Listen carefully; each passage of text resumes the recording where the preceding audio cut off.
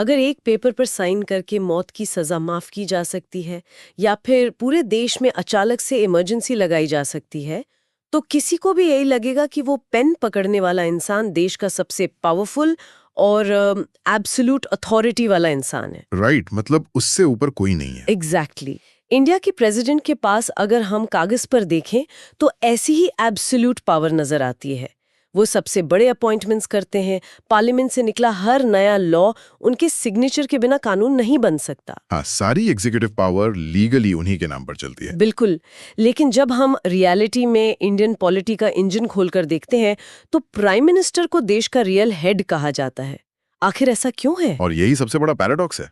मतलब एक ऐसी पोस्ट जिसके नाम पर लिटरली पूरा देश चल रहा है, वो रियल एग्जीक्यूटिव क्यों नहीं है? वही तो आज हम इसी इल्यूजन ऑफ पावर और रियलिटी ऑफ एडमिनिस्ट्रेशन को डिकोड करने वाले हैं इस डीप डाइव में।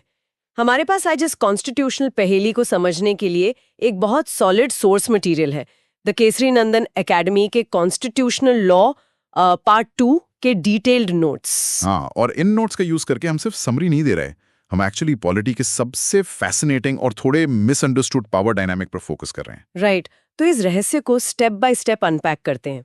इस पूरी डायनामिक को समझने के लिए हमें पहले बेसिक फ्रेमवर्क को देखना होगा। आखिर एक देश को चलाने के लिए दो अलग-अलग हेड्स की जरूरत ही क्यों पड़ी? एक नॉमिनल और एक रियल हेड है ना? हाँ, द केसरी नंदन एकेडमी के नोट्स बहुत क्लियर टर्म्स में बताते हैं कि इंडिया ने ब्रिटिश वेस्टमिंस्टर मॉडल को अपनाया है, जिसमें ये डुअल एग्जीक्यूटिव का कॉन्सेप्ट होता है। जिसमें कॉन्स्टिट्यूशन के हिसाब से प्रेसिडेंट एक नॉमिनल एग्जीक्यूटिव है, जिसे लीगल भाषा में हम दे जूरे एग्जीक्यूटिव भी कहते हैं। और प्राइम मिनिस्टर रियल यानी डे फैक्टो एग्जीक्यूटिव है। इस लीगल कॉन्सेप्ट को एक कॉर्पोरेट स्ट्रक्चर की एनालॉजी से समझने की कोशिश करते हैं। ओके, कॉर्पोरेट एनालॉजी कैसे? देखो, मान लीजिए कि देश एक बहुत बड़ी मल्टीनेशनल कंपनी है। इस स्ट्रक्चर में प्रेसिडेंट उस कंपनी के ceremonial chairman of the board की तरह है। अच्छा। हर बड़ा फाइनल डॉक्यूमेंट उनके नाम पर निकलता है, कंपनी की सारी डिग्निटी ट्रीटीज पर उनके सिग्नेचर होते हैं, प्रोटोकॉल उनके आसपास घूमता है। लेकिन जो प्राइम मिनिस्टर हैं वो इस कंपनी के कंप्लीटली हैंड्स ऑन सीईओ हैं। राइट, जो डे टू डे काम देखते हैं। हाँ, सीईओ डेली ऑपरेशंस चलाते हैं, अपनी टीम बनाते हैं, पॉलिसीज इंप्लीमेंट करते हैं। एनालॉजी सुनने में काफी रिलेटेबल लगती है और स्टार्ट करने के लिए ठीक भी है, लेकिन इसमें एक फेटल फ्लॉ है जिसे हमें इग्नोर नहीं करना चाहिए। फ्लॉ? वो क्या? एक कॉर्पोरेट कंपनी में बोर्ड ऑफ डायरेक्टर्स अपनी सीईओ को किसी भी दिन एक मीटिंग बुलाकर फायर कर सकते हैं। उनके पास एब्सोल्यूट फायरिंग पावर होती है, लेकिन इंडियन कॉन्स्टिट्यूशनल फ्रेमवर्क में ऐसा नहीं होता। ओह हाँ, प्रेसिडेंट अपनी मर्जी से पीएम को नहीं हटा सकते। एग्जैक्टली तब तक नहीं हटा सकते जब तक प्राइम मिनिस्टर के पास लोकसभा में मेजॉरिटी है। तो ये डायनामिक एक कंपनी के सीईओ और चेयरमैन से कहीं ज्यादा कॉम्प्लेक्स और इंटरडिपेंडेंट है। ये एक बहुत ही जरूरी डिस्टिंक्शन है। चेयरमैन सीईओ को निकाल सकता है पर प्रेसिडेंट डायरेक्टली पीएम को नहीं हटा सकते। तो चलिए इस कॉम्प्लेक्सिटी की एक्चुअल कॉन्स्टिट्यूशनल बेसिस पर चलते हैं। आर्टिकल 52 और 53। हाँ, अगर हम आर्टिकल 53 को पढ़ें तो कॉन्स्टिट्यूशन बिल्कुल क्लियरली कहता है कि यूनियन की सारी एग्जीक्यूटिव पावर प्रेसिडेंट में वेस्ट करेगी।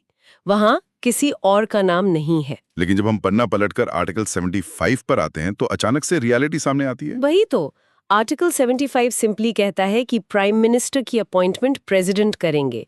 अब इसको टेक्निकल टर्म्स में पढ़ें तो लगता है प्रेसिडेंट किसी को भी चुन सकते हैं, पर प्रैक्टिकली ऐसा होता नहीं है। उन्हें उसी पॉलिटिकल लीडर को चुनना पड़ता है जिसके पास लोकसभा में क्लियर मेजॉरिटी हो। और यहीं से रियल पावर की शुरुआत होती है। एकदम सही, क्योंकि प्रेसिडेंट के पास यहाँ कोई पर्सनल चॉइस नहीं है। उन्हें उस इंसान को अपॉइंट करना ही होगा जिसे देश की जनता ने इनडायरेक्टली मेजॉरिटी दी है। नोट्स में कॉन्स्टिट्यूएंट असेंबली डिबेट्स का बहुत इंटरेस्टिंग जिक्र है कि उन्होंने यूएस जैसा प्रेसिडेंशियल सिस्टम क्यों रिजेक्ट किया, क्योंकि वहां प्रेसिडेंट डायरेक्ट रियल एग्जीक्यूटिव होता है जिसका फिक्स्ड 4 साल का टर्म होता है। Right, stable executive. पर कॉन्स्टिट्यूशन फ्रेमर्स को स्ट्रिक्ट सेपरेशन ऑफ पावर्स नहीं चाहिए था। उन्हें एक रिस्पॉन्सिबल एग्जीक्यूटिव चाहिए था जो पार्लियामेंट के फ्लो पर हर दिन जवाबदेह हो। Daily accountability. बिल्कुल, ताकि पावर किसी एक ऐसी पोस्ट पर कॉन्सेंट्रेट ना हो जाए जो लेजिस्लेचर से कंप्लीटली अलग हो। तो ये डिवीजन सिर्फ हिस्टोरिकल एक्सीडेंट नहीं है, ये एक्चुअली कॉन्स्टिट्यूशनल टिरेनी को रोकने का एक चेक एंड बैलेंस मैकेनिज्म है। पर एक सवाल अभी भी वही है।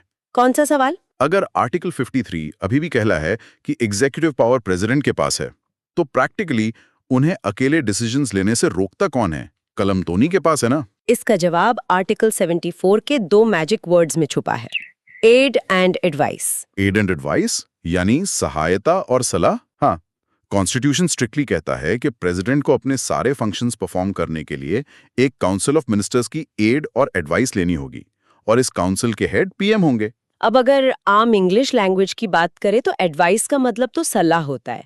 सलाह मानना या ना मानना मेरी मर्जी है ना। आम भाषा में हाँ, लेकिन कॉन्स्टिट्यूशनल लॉ आम भाषा से बहुत अलग चलता है। इस वर्डिंग का सफर किसी थ्रिलर से कम नहीं है। इमरजेंसी वाले टाइम की बात कर रहे हो आप? हाँ, 1976 में जब 42nd अमेंडमेंट आया, उसने इस वर्डिंग को कंप्लीटली ओवरहॉल और दिया और इस एडवाइस को प्रेसिडेंट के लिए लीगली बाइंडिंग बना दिया। बाइंडिंग यानी अनिवार्य? एग्जैक्टली। प्रेसिडेंट के पास पीएम और कैबिनेट की एडवाइस मानने के अलावा लीगली कोई ऑप्शन ही नहीं छोड़ा गया। तो उस अमेंडमेंट ने एम्बिग्युइटी के दरवाजे पर ताला लगा दिया।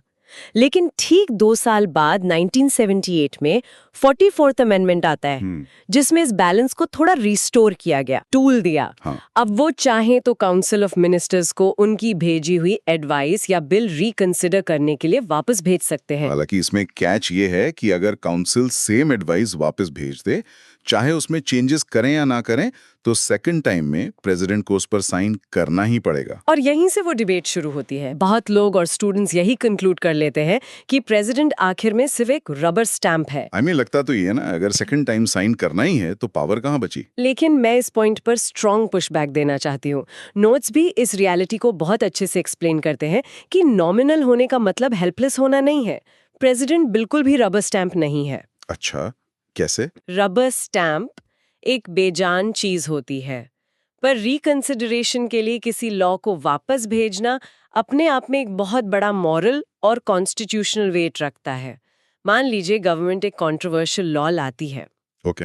और प्रेसिडेंट, जो देश के सबसे बड़े फिगर हैं, उसे साइन करने से मना करके वापस पार्लियामेंट भेज देते हैं, तो सोचिए मीडिया में क्या नैरेटिव बनेगा। वही कि कुछ तो गड़बड़ है इस बिल में। एग्जैक्टली। ऑपोजिशन को मुद्दा मिल जाएगा। पब्लिक स्क्रूटिनी एक ऐसी वेव बनाएगी जो गवर्नमेंट को दोबारा सोचने पर मजबूर कर सकती है। उन्हें डर लगेगा कि बिना किसी चेंज के वापस भेजा तो पब्लिक उन्हें स्टबर्न मानेगी। ये प्योरली पॉलिटिकल पावर नहीं है, पर इसकी मॉरल अथॉरिटी किसी वीटो से कम नहीं है। ये पॉइंट बहुत वैलिड है। हम अक्सर प्योरली नंबर्स देखते हैं तो कॉन्टेक्स्ट मिस कर देते हैं। उनकी कॉशन जो थोड़ा सा वक्त लेना पूरे पॉलिटिकल नैरेटिव को रीडायरेक्ट कर सकता है। बिल्कुल। और इसी मॉरल अथॉरिटी और ऑब्जर्वेशन से हम अगले पॉइंट पर आते हैं। हमने पावर डायनामिक्स तो समझ लिए, लेकिन इन दोनों टॉप ऑफिसर्स के बीच रोजमर्रा का इंटरेक्शन कैसे होता है? पीएमओ और राष्ट्रपति भवन के बीच? हाँ, क्या पीएम और प्रेसिडेंट डायरेक्टली पॉलिसीज डिस्कस करते हैं? अगर सारी एक्चुअल पावर पीएम के पास है, तो उन्हें प्रेसिडेंट को अंधेरे में रखने से क्या रोकती है? यहाँ एंट्री होती है आर्टिकल 78 की। ये आर्टिकल इस पूरे सिस्टम का सबसे वाइटल ब्रिज है। ये पीएम को एक इंडिविजुअल लीडर से बदलकर एक कॉन्स्टिट्यूशनल लिंक बनाता है। ब्रिज? तो इसमें होता क्या एग्जैक्टली? ये पीएम की ड्यूटी बनाता है, एब्सोल्यूट ड्यूटी, कि वो कैबिनेट के सारे मेजर एडमिनिस्ट्रेशन डिसीजंस और आने वाले नए कानूनों की जानकारी रेगुलरली प्रेसिडेंट को कम्युनिकेट करें। सिर्फ कम्युनिकेट करें या प्रेसिडेंट पूछ भी सकते हैं? दोनों। अगर प्रेसिडेंट चाहें तो वो आगे बढ़कर स्पेसिफिक इंफॉर्मेशन डायरेक्टली डिमांड कर सकते हैं। पीएम ये नहीं कह सकते कि इंफॉर्मेशन क्लासिफाइड है। वाओ, तो एडमिनिस्ट्रेशन में ट्रांसपेरेंसी इंश्योर होती है। और इसमें एक बहुत बड़ा आहा मोमेंट छुपा है जो मुझे नोट्स में मिला। कौन सा मोमेंट? हम कलेक्टिव रिस्पॉन्सिबिलिटी की बात करते हैं ना, तो आर्टिकल 78 में एक स्पेसिफिक क्लॉज है जो प्रेसिडेंट को एक पावरफुल स्क्रीनिंग मैकेनिज्म देता है। ओ, इंडिविजुअल मिनिस्टर वाला? हाँ, मान लीजिए किसी एक मिनिस्टर ने अपने लेवल पर बिना पूरी कैबिनेट को बताए कोई बड़ा डिसीजन ले लिया और फाइल प्रेसिडेंट के पास आ गई, तो प्रेसिडेंट क्या करेंगे? प्रेसिडेंट अपना कोई डायरेक्ट ऑर्डर पास किए बिना उस फाइल को रोकते हुए पीएम को कह सकते हैं कि रुकिए, इस डिसीजन को पहले पूरी काउंसिल ऑफ मिनिस्टर्स के सामने रखिए। सोचो ये कितनी बड़ी पावर है।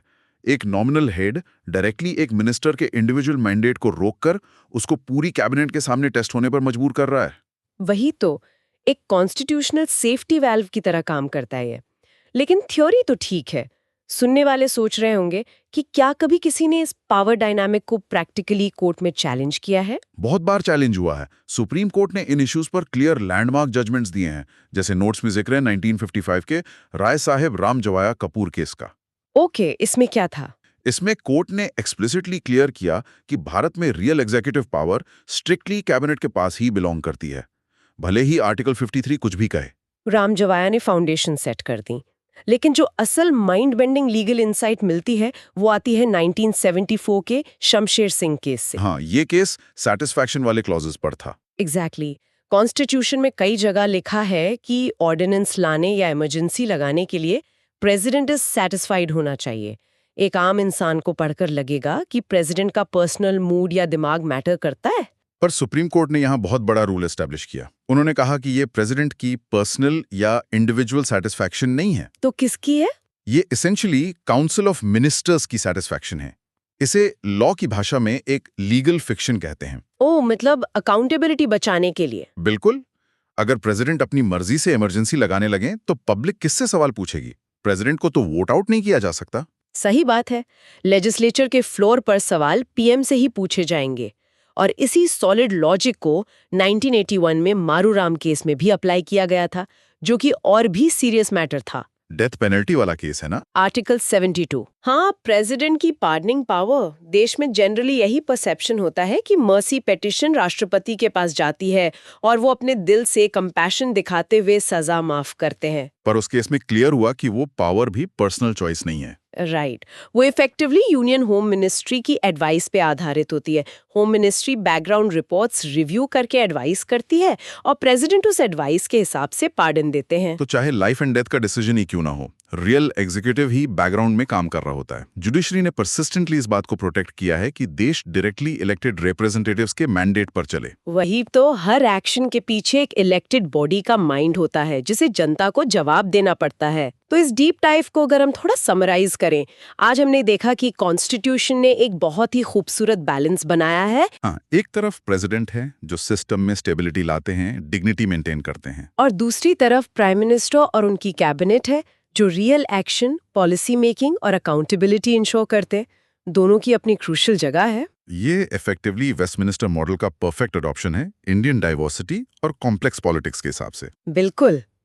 पर इस सेशन को खत्म करने से पहले मैं एक आखिरी थॉट छोड़ना चाहती हूँ, एक ऐसी चीज जो इन्हीं नोट्स से निकल कर आती है और जिसके इम्प्लीकेशंस काफी एक्सप्लोसिव हैं। अच्छा, ऐसा क्या छिपाया नोट्स में?